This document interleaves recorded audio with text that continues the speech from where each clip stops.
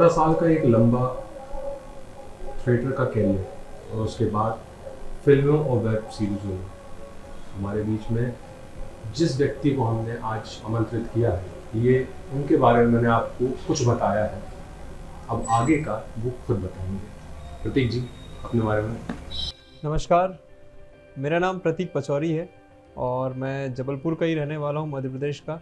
मैंने अपना पढ़ाई लिखाई पूरी जबलपुर से की है और जबलपुर शहर जैसे जैसे बड़ा होता गया उसी तरीके से मेरा भी यहाँ पर पालन पोषण और यहाँ का जो ट्रेडिशन है या कल्चर है, जो भी जबलपुर की संस्कृति है, संस्कारधानी भी कहा जाता है जबलपुर को, तो वो सब मैंने यहाँ से सीखा। और जब मेरी स्कूलिंग चल रही थी तो सीधे मुद्दे की बात पे आता हूँ कि मैं इस लाइन में कैसे आया। तो जब मेरी स्कूलिंग चल रही थी तो उस समय जैसे बचपन में फिल्में देखने का बहुत शौक़ होता है, क्योंकि इंडिया में बॉलीवुड और क्रिकेट इन दोनों का बहुत इम्प्रेशन रहता है। तो इस तरीके से क्या है कि मुझे पहले क्रिकेट का शौक़ था और साथ ही साथ शाहरुख खान का मैं बहुत फ़ैन हुआ करता था। तो मुझे लगता था कि मैं किसी तरीके से शाहरुख खान जैसा बन जाऊँ जब मैं 8th या 9th क्लास में हुआ करता था। तो उस समय वो सपना बड़ा असंभव टाइप का लगता था कि ये कभी पूरा नहीं होगा, ये मतलब कि असंभव चीज़ है एक मिडिल क्लास फैमिली के लिए और इस तरह से। तो और जिसको भी मैं सपना अगर ऐसा बताता तो वो मजाक के तौर पे लेते थे लोग, क्योंकि इस तरह से बोला जाता कि शक्ल देखो अपनी और वो देखो शाहरुख खान है और ये सब चीज़ें हैं। तो वो जो कहते हैं ना कि कोई सपना अंकुरित हुआ और उसको वहीं मार दिया, तो हमारा समाज वही करता है कि आपने अगर कोई सपना देखा कि मैं चांद पे जाना चाहता हूँ तो तभी मार देता है। तो वैसे ही समाज ने किया, लेकिन क्या है कि जो एक इंटरेस्ट था, एक पर्सनल इंटरेस्ट था, इच्छा थी नाचने गाने और एक्टिंग करने की, तो वो धीरे धीरे कहीं ठोस होती जा रही थी मन के अंदर।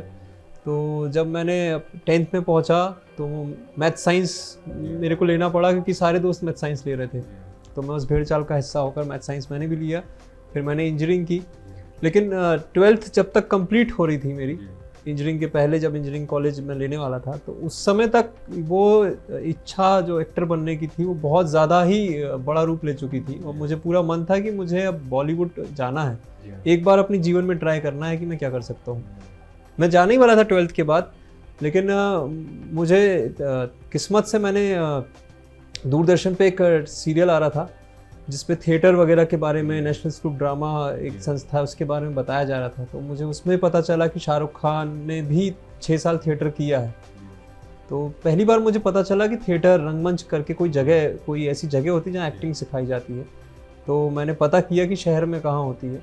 तो मुझे पता चला कि विवेचना संस्था एक जबलपुर में है, बहुत पुरानी संस्था है, लगभग 35-40 साल पुरानी संस्था है वो। तो उसके बारे में मुझे पता चला। मैं पता करने गया कि कितनी फ़ीस लेते हो आप, क्या करते हो। तो उन्होंने कहा कि ठीक है आ जाओ। तो मुझे लगा कि शायद आज बुला रहे हैं, अगले दिन से शायद फ़ीस लेंगे, बताएंगे कितना लेते हैं। लेकिन वो रंगमंच में कोई ऐसा फ़ीस वाला कल्चर नहीं था कि वो वैसा था कि आप जाइए और सीखिए, तो और सीख के आप क्या काम कर सकते हैं। तो वो उस हिसाब से गुरु शिष्य परंपरा जो रहती है उस तरह से वहाँ सिखाया जाता है। तो मैं उसमें जुड़ गया। जब जुड़ा तो वो मेरे लिए दुनिया बिल्कुल अलग थी, अलग अनुभव था कि मतलब जो हम जिस समाज में और जिस परिपाटी में जीते हैं कि हमें पढ़ाई पूरी करके नौकरी करना है, नौकरी करके हमें यही करना है, वो करना है, टारगेट लेके चलते हैं बचपन से, वो सब भ्रम वहाँ जाके थिएटर में जाके टूट गए। उधर एक अलग ही दुनिया थी कि जिसमें आपके मन की बात की जाती थी और ज़्यादातर आपके मन के जो इच्छाएँ हैं उस पर ध्यान दिया जाता था। तो उसमें जब पहुँचे तो खुद के बारे में जानने का बहुत मौका मिला कि लोग में मतलब कॉम्प्लेक्स रहता है ना कि आप काले हो, ठीक है, आप दुबले पतले हो, आपके बाल ऐसे हैं, आपके दांत ऐसे हैं, आपकी नाक ऐसी है। इस तरह की कॉम्प्लेक्स सोसाइटी बहुत दे देती है कि किसी को बोल बोल के कि उसकी हाइट कम है, उसकी हाइट ज़्यादा है, इस तरह से। तो जब थिएटर में गए तो ये सारे कॉम्प्लेक्सेस जो हैं इसको एनालिसिस करना जब शुरू किया तो पता चला कि ये बेसिकली हमारी पावर है। ये मतलब कि कॉम्प्लेक्स करने वाली बात नहीं है, क्योंकि जो आप सांवले हो, क्योंकि काला आदमी जब स्क्रीन पे देखते हो आप या जब वो परफॉर्म कर रहा होता है उसके ऊपर लाइट दी जाती है तो वो ज़्यादा खूबसूरत लगता है एज़ कम्पेयर टू गोरा जो आदमी रहता है। तो ये सारी चीज़ें वहाँ पता चली, एक्सप्लोर किया इन चीज़ों को। तो थिएटर में प्ले करते करते अपने कॉन्फिडेंस कि मैं बहुत इंट्रोवर्ट हुआ करता था, मतलब कॉन्फिडेंस तो बिल्कुल नहीं था। तो थिएटर में जब रंगमंच कर रहे थे तो कॉन्फिडेंस बहुत बढ़ा वहाँ पर। और बात करने का तरीका और किसी से मतलब कि किस टॉपिक पे, मतलब टॉपिक कौन कौन से टॉपिक पे बात की जा सकती है, वरना पहले तो क्रिकेट और सिनेमा पे बात हो पाती थी। और दुनिया किस तरह से, और दुनिया में क्या क्या चीज़ें होती हैं, आर्ट कौन कौन से होते हैं, तो ये सब वहाँ से पता चला। और फिर उस दौर पे बढ़ते गए। फिर आगे चल के MP स्कूल ऑफ ड्रामा का पता चला मुझे, NSD का पता चला। NSD में मैंने 2 बार ट्राई किया लेकिन मेरा हुआ नहीं। MPSD में ट्राई किया तो मेरा सिलेक्शन हो गया। फिर वहाँ मैंने 1 साल का कोर्स किया, फिर 1 साल इंटर्नशिप की वापस शहर में आके। और फिर उसके बाद मैंने प्लान बनाया कि अब मुंबई चलते हैं, क्योंकि फाइनेंशियली थिएटर से कोई फ़ायदा नहीं हो रहा था, पैसा बिल्कुल नहीं मिल रहा था। तो फिर 2015 में मुंबई गया और वहाँ पे काम की दौड़ शुरू हुई। तो हम लोग सारे लोग जो मेरे बैचमेट थे, हम लोग साथ में ही रहते थे। तो सुबह से जो कि सबको करना पड़ता है, वो स्ट्रगल नहीं है, वो प्रोसेस का हिस्सा है कि पार्ट ऑफ लाइफ हो जाता है कि सुबह खाना बनाना, फिर उसके बाद जगह जगह प्रोडक्शन हाउस जाके ढूंढना कि हमारे लायक कुछ काम है। तो उस तरह से बहुत लंबा चला वो। तो मतलब 2-3 साल तक कुछ ऐसा काम नहीं था, पैसे पूरे ख़त्म हो गए थे। एक्टिंग भी भूल गए थे कि हम लोग कुछ भूल गए थे कि एक्टिंग स्कूल से हैं, एक्टिंग करते थे कभी। उसमें ये हो गया था कि हम लोग रोज़ सुबह जैसे कि दिहाड़ी पे मजदूर जाते हैं, वैसे ही हम लोग घर से निकलते थे रोटी वोटी खा के, और कि कहाँ ऑडिशन करने मिलता है, कहाँ ऑडिशन होता है, ये सब पता करते थे। तो वो धीरे धीरे कभी किसी सीरियल में सिपाही बन गए, किसी में कुछ हो गया, इस तरह का छोटा मोटा काम मिलता था जिससे घर का किराया दे पाते थे। और माँ बाप ने भी थोड़ा बहुत साथ ऐसा दिया कि जब पैसों की कमी होती थी किराए के लिए, क्योंकि किराया क्योंकि हम लोग बहुत सारे लोग रहते थे साथ में, तो किराया 3,000-4,000 पड़ता था। तो कभी घर से मंगाना पड़ता था, ऐसे भी हालत थी। तो वो सब चीज़ें चलती रही, लेकिन दिमाग में ये नहीं था कि इसको छोड़ के जा रहे हैं वापस, फिर घर जाके किराने की दुकान या कोई इस तरह का बिजनेस देखेंगे, ये नहीं था। करना यही था, ये पता था। और फिर धीरे धीरे करते गए तो और चीज़ें मतलब कि खुद के क्राफ्ट को लेकर भी, कि फिल्मों में, क्योंकि फिल्मों की जो एक्टिंग होती है, फिल्मों का जो क्राफ्ट है, पूरा ओवरऑल क्राफ्ट है, वो थिएटर से बहुत अलग है। इसमें टेक्निक ही अलग हो जाती है सब कुछ, और थिएटर में अलग होती है। तो वो समझने में टाइम लगा। तो 3-3.5 साल बाद जब वो चीज़ थोड़ी थोड़ी समझ में आई, और फिर यहाँ पे जबलपुर में भी हम लोगों ने फिल्म की चौसा फिरंगी। तो उस फिल्म में सिर्फ एक्टिंग नहीं की, मतलब उस फिल्म में हम लोगों ने चाय बनाने से लेके, चाय बांटने से लेके, DOP के साथ बैठना, स्क्रिप्ट राइटिंग, कास्टिंग करना, ये सारे काम मैंने किए उस फिल्म में। और मेरे साथ साथ जो टीम थी उनने भी लगभग उतने ही काम किए। तो उसमें पूरा फिल्म मेकिंग का हमारा वो कोर्स था 2 साल का, समझ लीजिए 2 साल लगे उस फिल्म को बनाने में। तो उसमें सारी चीज़ें हमें पता चली कि एक फिल्म में काम कैसे होता है, अप्रोच कैसे करना पड़ता है किसी कैरेक्टर के लिए फिल्म में। क्योंकि थिएटर में क्या होता है कि आपने 1 महीने रिहर्सल की, उसके बाद जिस दिन शो होगा आप स्टेज पे जाओगे और पूरा शो करके वापस आ जाओगे। तो इट इज़ समहाउ ईजी, एक तरीके से कह सकते हैं कि आपको कैरेक्टर में जाना ईजी है। लेकिन इसमें क्या होता है फिल्म में कि आप एक बार रोए, उसके बाद कट हो गया, उसके बाद लाइट चेंज होती है, लेंस चेंज होता है, उसके बाद फिर से आपको रोना होता है। तो फिर वो उसको मेंटेन रखना कि आप जैसा पहले रोए थे वैसे ही आपको फिर से रोना है, जब तक करेक्ट शॉट टेक नहीं मिल जाता है। तो इधर पे फिल्म थोड़ा सा कठिन हो जाती है कि आपको वो कंसिस्टेंसी जो कहते हैं आपके इमोशन की, वो यहाँ पे मेंटेन करनी पड़ती। तो वो हमने फिल्म के दौरान सीखा। और उसके बाद जब ये फिल्म करके गया तो मुझे कैमरे के ऊपर एक्टिंग करना कैमरे के सामने, उसका कॉन्फिडेंस बढ़ा। और फिर ऑडिशन दिए तो उसका रिजल्ट थोड़ा अच्छा मिला। तो तब जाके पंचायत, ऑपरेशन MBBS और भी मैंने कुछ काम किए थे जो कि रिलीज़ नहीं हुए कुछ वजहों से। तो वो मेरे को काम मिलना फिर शुरू हुआ। इसमें कुछ बेसिक चीज़ें हम इसमें अगर हम बात कर लें तो जैसे थिएटर से लेके अपने मुंबई तक का और अपना बॉलीवुड में भी काम का एक तरीका है, हाँ, उस तरीके पर मैं बात करूँ। मुझे एक इसमें जानकारी, या जो हमें देख रहे हैं उनकी जानकारी के लिए मैं ये पूछना चाहता हूँ कि थिएटर में जब हम एक एज पे जाते हैं, हाँ, हम एक्टर बनने के लिए जाते हैं या कुछ आर्ट अंदर अगर है तो जाते हैं, उसको पॉलिश किस हिसाब से थिएटर करता है और उसका फ़ायदा हमें आगे जाके किस हिसाब से मिलता है? हाँ, थिएटर क्या होता है कि प्राइमरी स्कूल है वो इस क्राफ्ट का। मतलब थिएटर में सारी विधाएं आ जाती हैं, आपकी पेंटिंग है, म्यूज़िक है, ठीक है, डांस है, एक्टिंग है, आर्ट डिज़ाइन है, ये सारी चीज़ें आ जाती हैं। तो जब आप थिएटर में एंटर करते हो तो उसमें ऐसा कोई बाउंडेशन नहीं रहता है कि आपको इतना करना है, इतना करना है। वो पॉलिश करने का तरीका ऐसा रहता है कि आपका जो पोटेंशियल है आपके अंदर, आप जाते हो एक्टर बनने, लेकिन हो सकता है कि आप लिखते बहुत अच्छा हो, आप गाते बहुत अच्छा हो, आप डांस बहुत अच्छा करते हो, ये वहीं जाके पता चलता है आपको। तो आपको स्टेज दिया जाता है कि इस स्टेज में, इस कैनवास में आप क्या कर सकते हो, आप करके दिखाओ। तो वो धीरे धीरे उस प्रोसेस में, जैसे हम लोग शुरू में गए थे तो हमें सबसे पहले ईगो, जो हमारा सेल्फ ईगो रहता है, तो उसको उन्होंने हटाया। मतलब कि हमसे चाय बुलवाते थे, दरी बिछवाते थे, तो वो बड़ा अजीब लगता था कि यार हमने अपने घर में चाय नहीं दी, जिसको दरी नहीं बिछाई, ये मेरे को बोल रहे हैं कि दरी बिछाओ। तो वो मन में बोलते थे, लेकिन अब इतने सीनियर के सामने कैसे बोलेंगे। तो जाते चुपचाप बिछाते थे, दरी बिछाते थे, लाइट लगाते थे, बाहर से सबके लिए चाय लेके आ रहे हैं वो केटली में। तो वो बड़ा अजीब भी लगता था, ऐसा लगता था कोई देख ना ले, वरना बोलेगा कि अरे ये तो चाय वाला बन गया। लेकिन वो जानबूझ के करवाते थे। हाँ, वो प्रोसेस का हिस्सा इसलिए रहता था कि उससे आपका जो ईगो है ना, सेल्फ ईगो एक बन जाता है धीरे धीरे। बहुत सारी कंडीशनिंग होती है लाइफ में, तो वो हट जाता है पूरी तरीके से। उसके बाद क्या है, जब आप ज़मीन पे आ जाते हो ना और खाली हो जाते हो पूरी तरीके से, तब आपको चीज़ें दी जाती, काम सौंपे जाते हैं कि भाई अब जाओ तुम ये रोल याद करो, इस चीज़ को याद करो। क्योंकि बहुत सारे लोग भरे भी जाते हैं कि किसी ने फिल्म देख के गया, जैसे मैं ही गया था, मैं शाहरुख खान की मिमिक्री कर लेता था। तो मुझे लगता था कि भाई शाहरुख खान से अच्छा तो मैं ही कर लूँगा यहाँ पर, मैं ही तो शाहरुख खान जैसा करता हूँ। जब वहाँ मैंने दूसरे एक्टरों को काम करते हुए देखा तो मैं सन्न रह गया। मैंने कहा यार ये अलग करते हैं, ये गजब है यार, मतलब कि ये अपने ही कुछ करते हैं। तो उस पर फिर मजाक भी उड़ता है, आपका बुलिंग होती है कि आप मिमिक्री करते हो यार, आपसे एक्टिंग नहीं आती, आप उसमें मिमिक्री घुसेड़ देते हो। तो उन चीज़ों को फिर तोड़ा भी जाता है, ठीक है। आपका जो इंट्रोवर्टनेस है उसको भी तोड़ा जाता है। आपको, आप जैसे कम बोलते हो तो आपको कैरेक्टर ऐसे दिए जाते हैं कि जिसमें बहुत ज़्यादा बोलना है।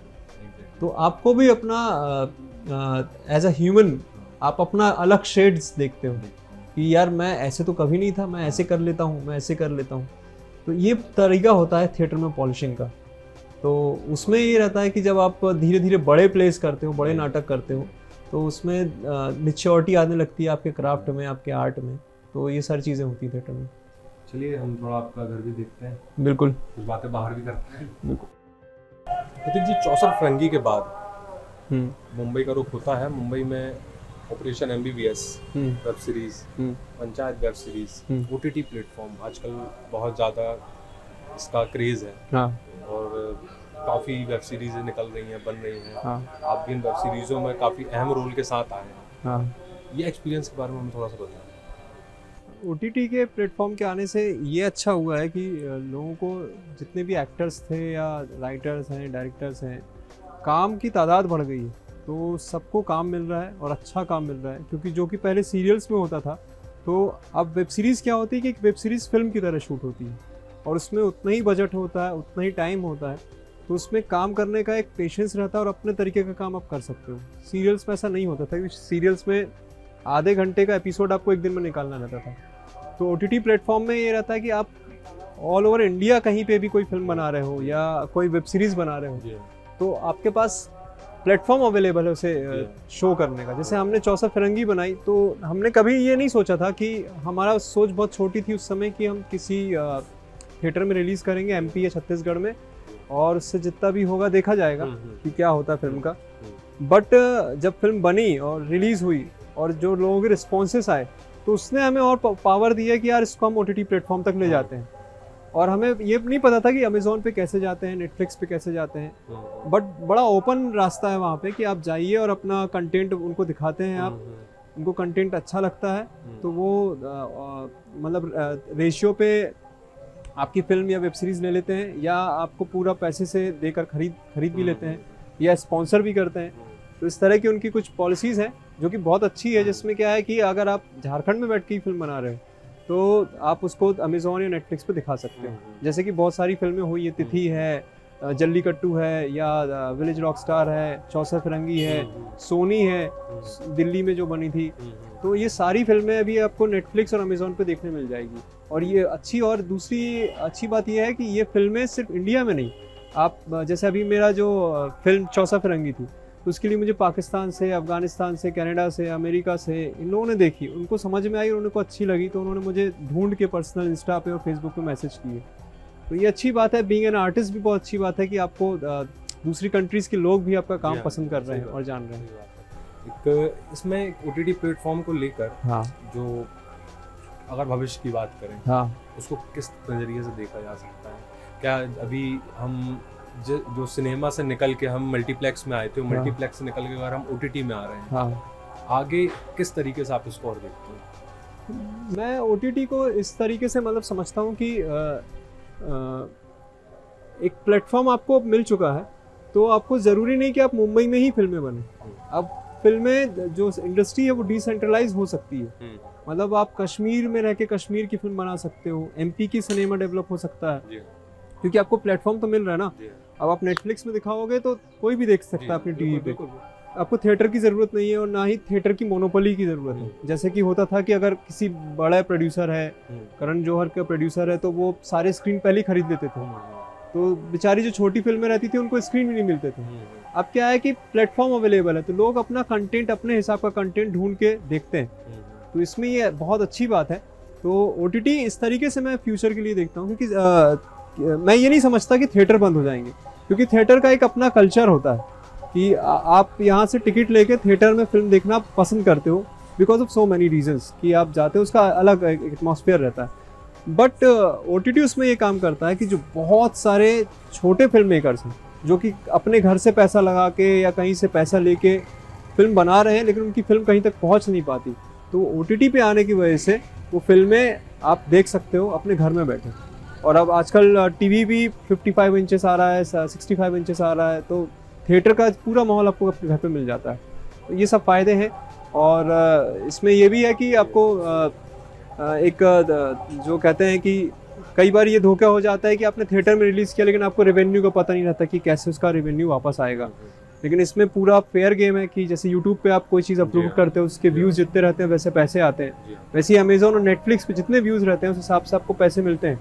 तो सारी चीज़ें आपके सामने हैं, तो उसमें ये बहुत फेयर गेम है। तो OTT मेरे ख्याल से आने वाला फ्यूचर में काफ़ी काम करेगा, काफ़ी अच्छा रहेगा। इसमें एक जैसा आपने कहा था कि OTT प्लेटफॉर्म का एक बड़ा बेनिफिट यह है कि हम जबलपुर में रह के, हम कश्मीर में रह के, या हम कहीं पर भी रह के हम अपने कंटेंट पे काम कर सकते हैं। हाँ, अगर हम कंटेंट की बात करें तो पर्टिकुलर हर एक स्टेट में, इंडिया के अंदर हर एक स्टेट अपनी एक इंडस्ट्री लेके बैठा है। मराठी अपनी इंडस्ट्री चला रहे हैं, पंजाबी अपनी इंडस्ट्री चला रहे हैं, बिहारी अपनी इंडस्ट्री चला रहे हैं, तो बहुत सारी इंडस्ट्रियाँ ऑलरेडी हैं। कंटेंट सब अपना खुद बना रहे हैं ऑलरेडी। सो ये तो बहुत पहले से चला आ रहा है। मतलब OTT ने इसमें क्या चेंजेस लाया है? OTT ने यही चेंजेस लाया है कि पहले से चला ज़रूर आ रहा है, क्योंकि हर रीजन का अपना एक कल्चर होता है, ट्रेडिशन होता है।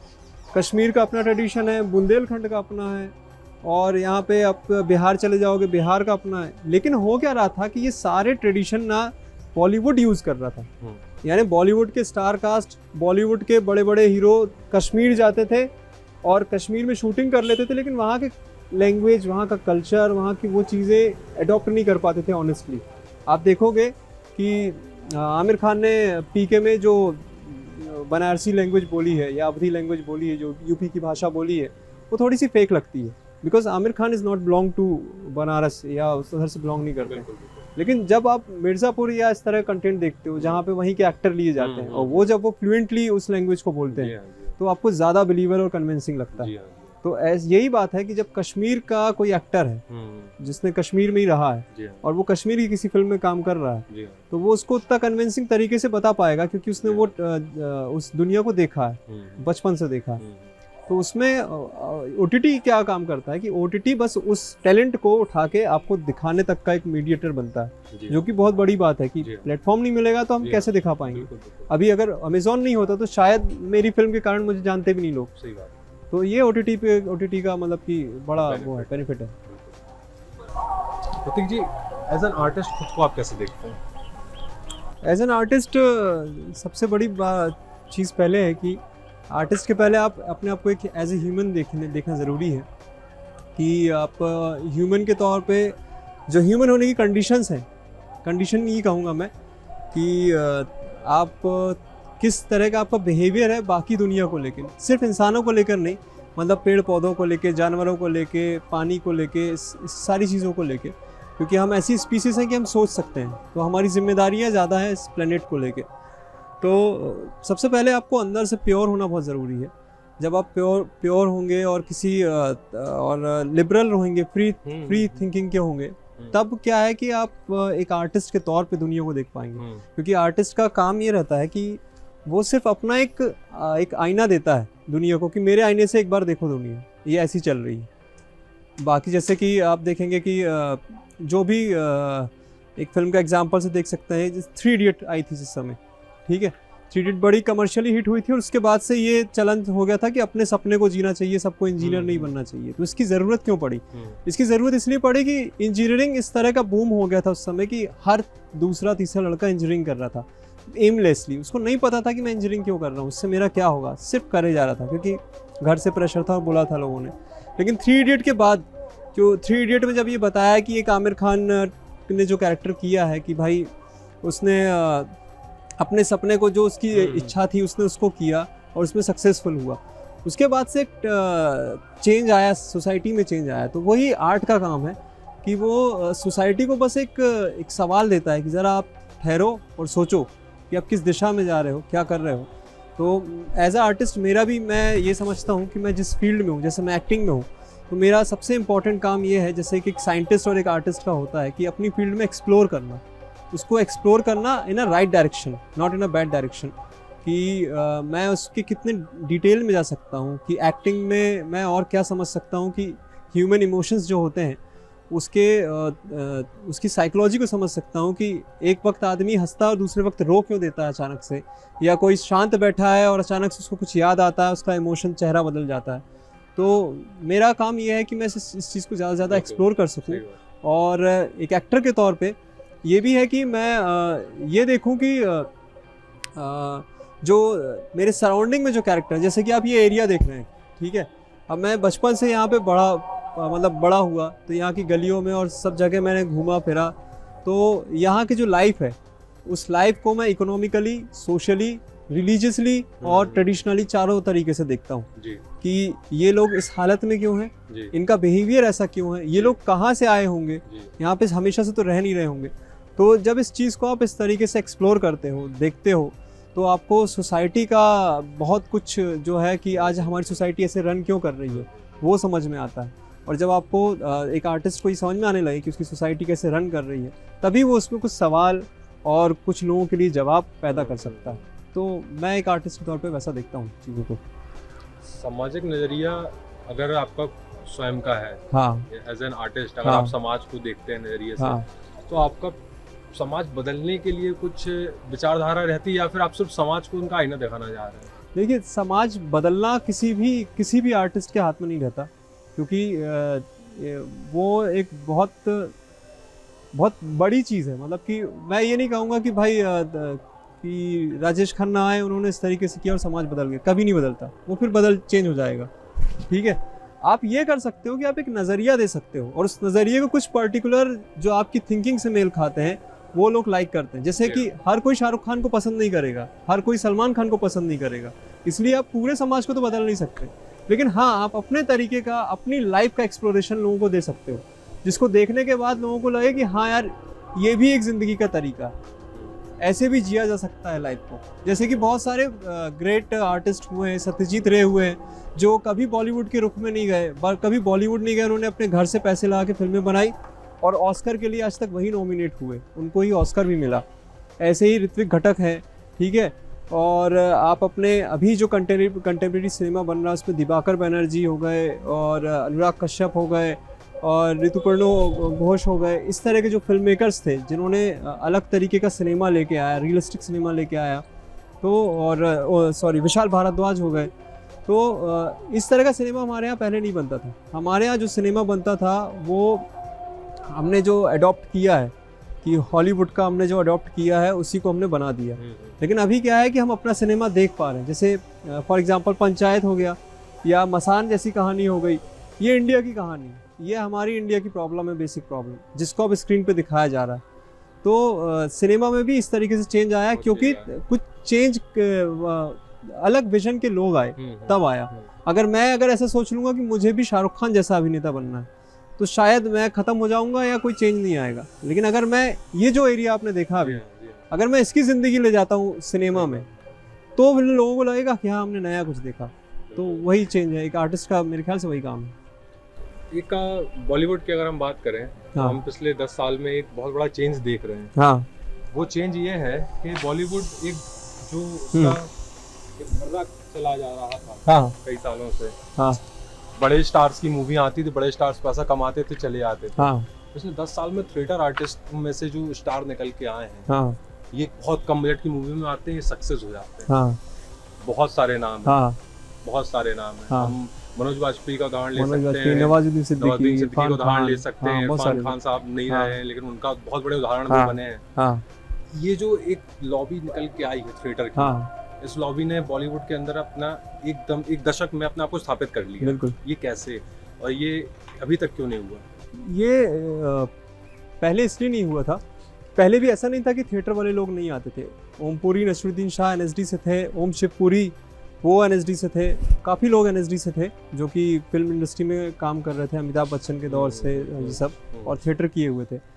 लेकिन उस समय क्या है कि मोनोपोली इस तरह की थी थोड़ा कि जो पैसा लगता था लोगों का, वो पैसा लगता था बहुत सारा सोना व्यापारी जो लोग हैं या कोई डॉन है उसका पैसा लग रहा है इस तरह का। तो उसमें बहुत ज़्यादा एक्सप्लोनेशन नहीं था आर्टिस्ट को लेकर, उसमें सिर्फ ये था कि हमें पैसे कमाना है क्योंकि हमने पैसे लगाए। उसके बाद जब ये लोग आए ना, तो इन लोगों ने इस चीज़ की पढ़ाई करके, ठीक है, पढ़ाई करने के बाद इन्होंने ये रिस्क लिया कि हम अपना सिनेमा दिखाएंगे, हम आपके हिसाब से नहीं चलेंगे। जिसमें सत्या, मैं कहता हूँ कि ये 98 में ये पहला उदाहरण था, जब अनुराग कश्यप, राम गोपाल वर्मा, मनोज वाजपेयी ये लोग साथ में आए, तो उन्होंने रियलिस्टिक सत्या जो जैसी फिल्म है, उस फिल्म को जब लेकर आए तो ये अपने तरीके का बिल्कुल एक नया सिनेमा था जो कि इंडिया को एक्सप्लोर कर रहा था, जिस तरीके से हॉलीवुड में हो चुका था।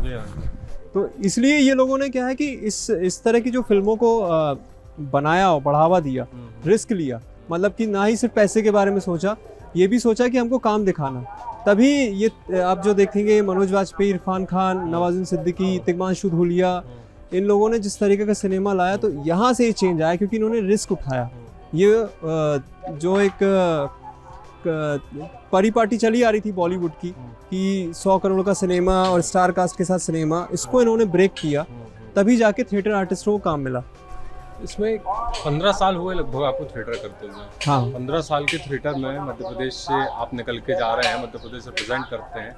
मध्य प्रदेश के अंदर का थिएटर कितना ज़्यादा पनप पाया इन 15 सालों में, या इसके पहले से लेकर अभी तक की स्थिति क्या है यहाँ के थिएटर की? जबलपुर का थिएटर हो गया या मध्य प्रदेश का कहीं का भी हम देखें, बाकी जगह की इंडस्ट्रियाँ बन चुकी हैं, थिएटर से इंडस्ट्री बन चुके हैं।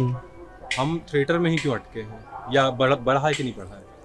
नहीं, थिएटर तो बहुत बड़ा है, क्योंकि जब मैंने ज्वाइन किया था उसके पहले ही बहुत बढ़ चुका था। काफ़ी अच्छा टैलेंट जो है भोपाल से, जबलपुर से, और आपके ये सागर हो गया, यहाँ से मुंबई जा चुका था। सिर्फ मुंबई से हमें नहीं तोलना चाहिए एक्चुअली, मैं इंडस्ट्री की बात कर रहा हूँ। इंडस्ट्री मतलब बॉलीवुड इंडस्ट्री से नहीं तोलना चाहिए थिएटर को। थिएटर को हमें समग्र रूप में देखना चाहिए क्योंकि वो अलग आर्ट फॉर्म है। तो यहाँ के जो थिएटर, यहाँ पे रेपेट्री थी, भारत भवन रेपेट्री, जहाँ पे बहुत बड़े बड़े आर्टिस्ट, हबीब तनवीर जैसे ग्रेट लीजेंडरी आर्टिस्ट जो कि राडा से सीख के आए थे, उन्होंने छत्तीसगढ़ में आदिवासियों के साथ काम किया था, और उनका थिएटर ग्रुप इतना मतलब कि बड़ा थिएटर ग्रुप था कि वो जर्मनी, लंदन, आदिवासियों को लेके जाते थे नाटक करने के लिए, जिसका पूरा खर्चा वो जर्मनी और लंदन वगैरह स्पॉन्सर करता था।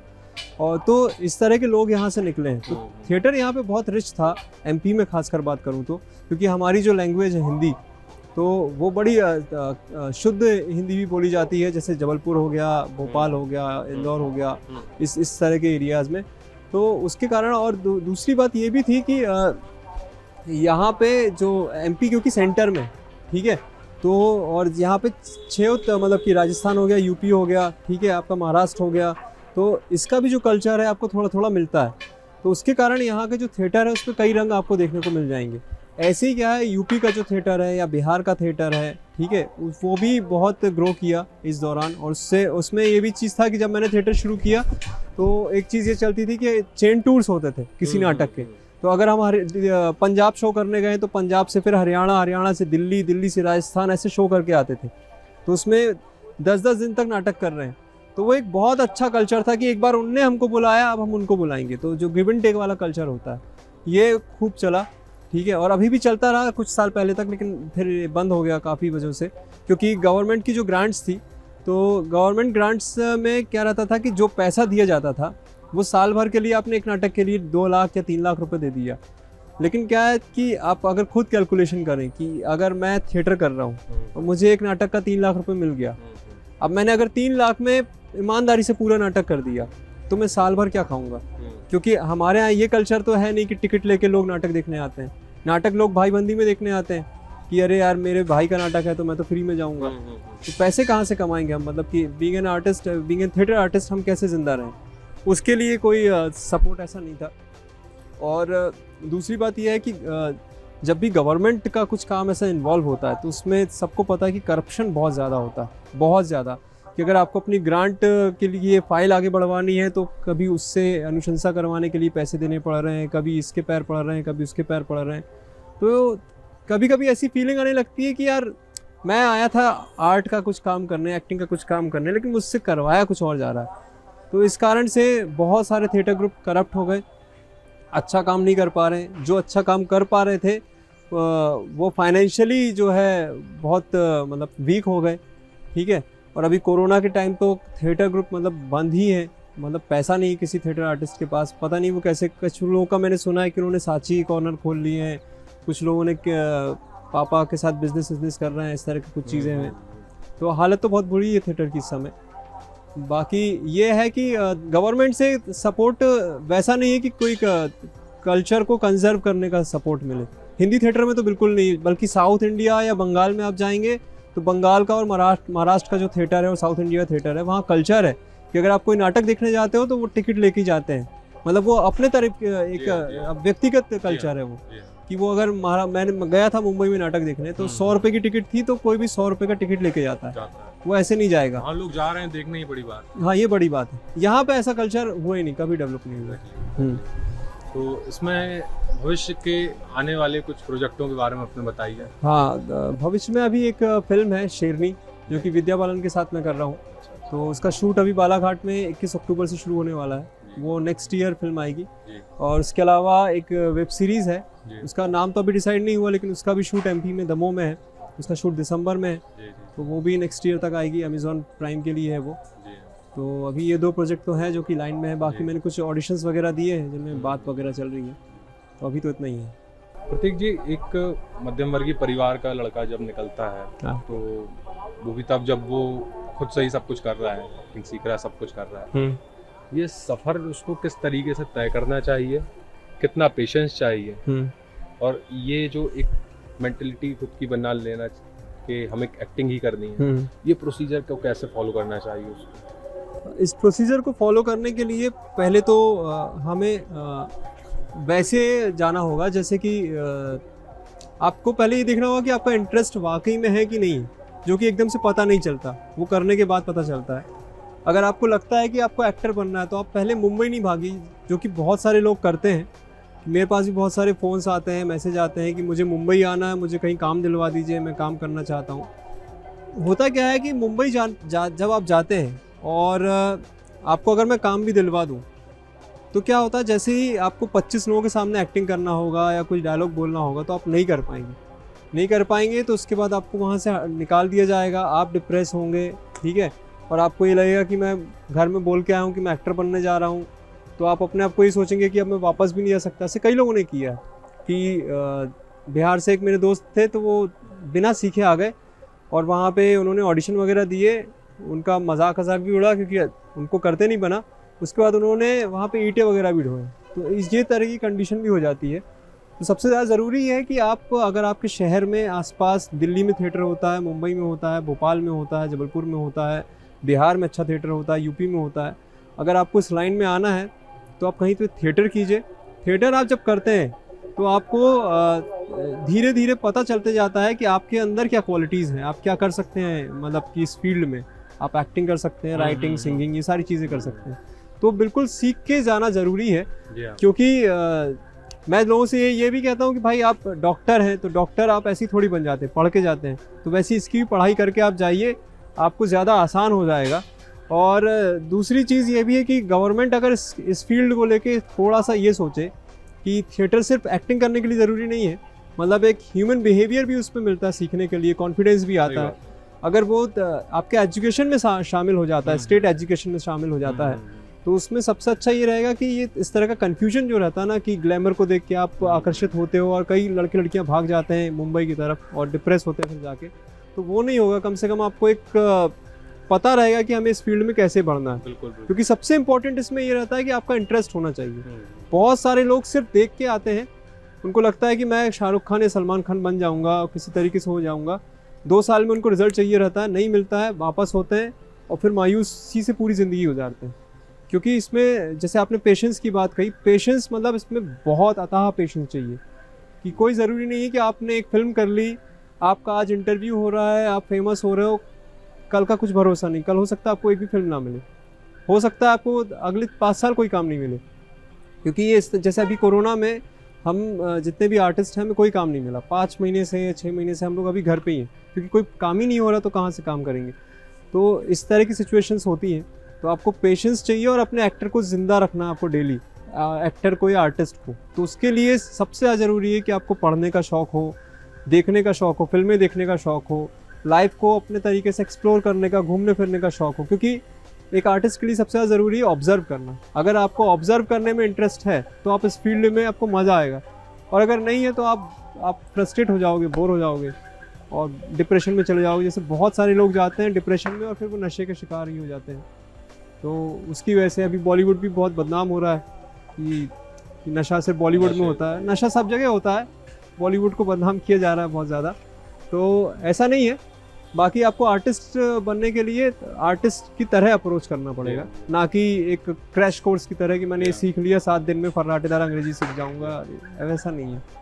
तो इस तरह की चीज़ें पेशेंस के साथ साथ आपको अपने आप को भी, मतलब अपने एक्टर को जिंदा रखना है। बिल्कुल डेली। बहुत बहुत शुक्रिया। आपका भी बहुत बहुत शुक्रिया।